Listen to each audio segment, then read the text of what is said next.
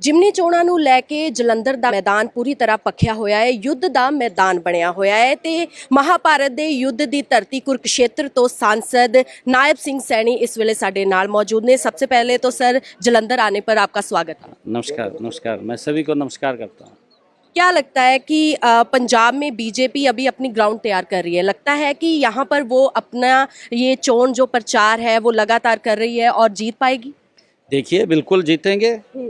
आज देश के किसी भी राज्य के अंदर अगर चुनाव होता है तो भारतीय जनता पार्टी नरेंद्र मोदी जी के नेतृत्व में जीत करके डबल इंजन की सरकार बनाती है।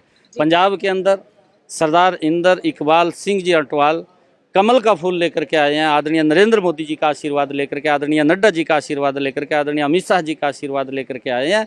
और यहाँ पर भी जो नरेंद्र मोदी जी योजनाएं चला रहे हैं, पूरे देश के लिए समान रूप से योजनाएं चलाते हैं, वो योजनाएं पंजाब के अंदर भी हैं। परंतु पंजाब की सरकार, पहले कांग्रेस पार्टी ने उनको दबा करके रखा और अब आम आदमी पार्टी की सरकार, क्योंकि ये दोनों बहन भाई हैं, आम आदमी पार्टी और कांग्रेस पार्टी, ये दोनों मिलकर के ये नरेंद्र मोदी जी को बदनाम करने की कोशिश ये करते हैं। परंतु लोगों के हित से नहीं खेलना चाहिए। लोगों को जो केंद्र से योजनाएं आती हैं उसको लोगों तक पहुंचाना चाहिए।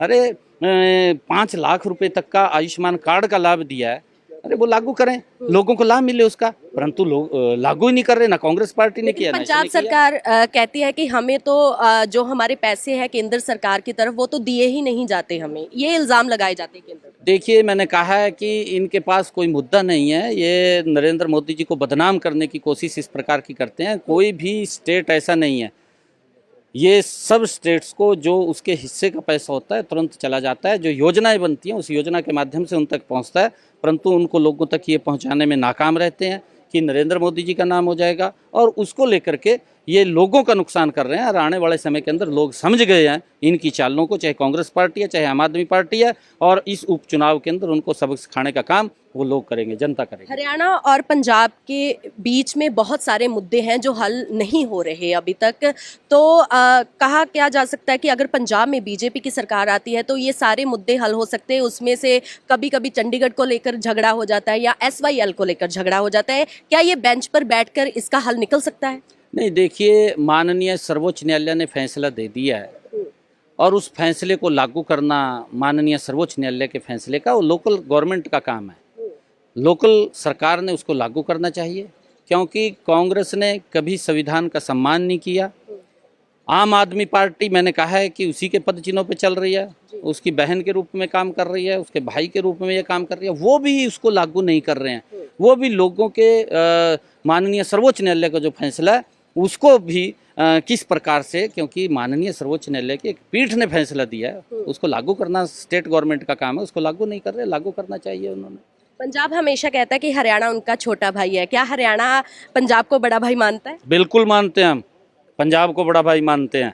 पंजाब हमारा बड़ा भाई है और पंजाब से हम यही कहते हैं कि जो प्रेम भाईचारा मिल करके आपस में रहते हैं, पंजाब हमारा बड़ा भाई है, हम मानते हैं। और आम आदमी पार्टी के कैबिनेट मिनिस्टर हो या मंत्री या मुख्यमंत्री हो या अरविंद केजरीवाल जी हो, CM हो दिल्ली के, वो अक्सर कहते हैं कि पंजाब में गैंगस्टर नहीं है लेकिन हरियाणा से गैंगस्टर आते हैं जो यहाँ का माहौल खराब करते हैं, क्या कहेंगे इसमें? देखिए, उनके पास लॉ एंड ऑर्डर की व्यवस्था ठीक नहीं हो रही है, और जब ठीक नहीं होती तो दूसरे के ऊपर आरोप लगाते हैं।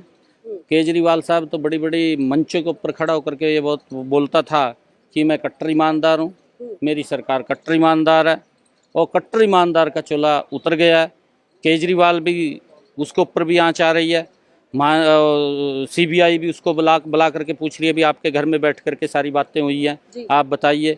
इतना बड़ा शराब का घोटाला दिल्ली के अंदर हो गया, और उस घोटाले के अंदर उसका उप मुख्यमंत्री जेल के अंदर है, उसका स्वास्थ्य मंत्री जेल के अंदर है। कई लोगों के ऊपर, जो उसके विधायक हैं दिल्ली के अंदर, उनके ऊपर आँच आ रही है, उनकी वीडियो वायरल हो रही है। और पंजाब के अंदर भी 2-2, 3-3 मंत्री इसके जेल के अंदर चले गए हैं, और कई विधायकों की भी ऑडियो आ रही है। और जब इस प्रकार की बातें आती हैं तो कहाँ ये लोगों को लूटने का काम कर रहे हैं, लोगों का चूसने का काम कर रहे हैं ये लोग, नकाब पहन करके कि हम ईमानदार हैं। पार्टी कहती है कि CBI जो है उसका गलत इस्तेमाल किया जा रहा है केंद्र की तरफ से। ये कांग्रेस पार्टी करती थी। नरेंद्र मोदी जी ने सभी एजेंसियों को स्वतंत्र छोड़ा हुआ है, चाहे माननीय सर्वोच्च न्यायालय उसके फैसले को लागू करते हैं, और चाहे कोई भी एजेंसी है उसके ऊपर किसी प्रकार का कोई दबाव नहीं है, परंतु जब कोई भ्रष्टाचार के अंदर लिप्त होता है और जब उसके खिलाफ वो एजेंसी कार्रवाई करती है, तब वो इस प्रकार का लोगों का ध्यान भटकाने के लिए ये बात बोलते हैं कि नरेंद्र मोदी करवा रहा है, परंतु नरेंद्र मोदी नहीं करवा रहा। पंजाब थोड़ा सा अलग है, बाकी इसको अलग माना जाता है। एक तो बॉर्डर स्टेट है और यहाँ के लोग जो हमेशा ही विरोधता की तरफ रहे हैं केंद्र की तरफ, तो यहाँ पर बीजेपी का पहले से ही विरोध बहुत ज़्यादा हुआ है। तो किसान नाराज़ हुए, कई लोग नाराज़ हुए, तो क्या उनके तक पहुँच हो पा रही है बीजेपी की और आगे क्या स्थिति रहेगी? बिल्कुल पहुंच और पा रही है। मैं किसानों को भी पंजाब के, क्योंकि हमारे बड़े भाई हैं, उनसे निवेदन करना चाहूँगा कि जिस व्यक्ति ने भारत का नाम पूरी दुनिया के अंदर ऊंचा किया है, जी, देश के अंदर एक बड़ा बदलाव आया, चाहे रोड का इंफ्रास्ट्रक्चर ले लीजिए, चाहे आप रेलवे की कनेक्टिविटी की बात कर लीजिए, जी, चाहे आप एयर कनेक्टिविटी की बात कर लीजिए, देश के अंदर इन 9 वर्षों के अंदर एक बड़ा बदलाव और देश का सम्मान विश्व स्तर के ऊपर ऊंचा करने का काम, बड़ा सम्मान दिलवाने का काम भारत को नरेंद्र मोदी जी ने किया।